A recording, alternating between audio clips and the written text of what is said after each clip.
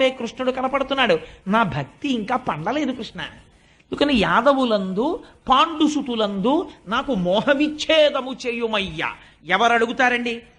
పరీక్షిత్ ఆ తరువాతి తరం వచ్చేస్తోంది, మనవడు పుట్టేస్తున్నాడు. ఇంకా మనవడు పుట్టేసే ముందు ఎలాంటి మాట అడగాలో ఆ మాట అడుగుతోంది ఇవాళ కుంతీదేవి.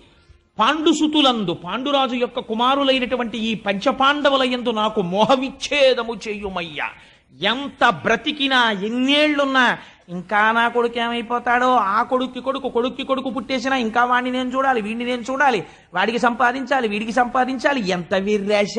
మళ్ళీ నీకు మనుష్య జన్మ వస్తుందా? ఈ సమయం దొరుకుతుందా? ఈశ్వరార్చన ఎప్పుడు చేస్తావు? నాకు మోహ విచ్ఛేదము చెయ్యుమయ్యా. పొమ్మంటే పోవట్లేదయ్యా. అన్నమాచార్యుల వారు ఏడిచారు. ఇవి ఈ తెగు అంటే తెగేటటువంటి బంధాలు కావు, నువ్వు తెంచాలయా స్వామి వెంకటేశ్వర అన్నారు. అలా నాకు మోహ విచ్ఛేదము చెయ్యి.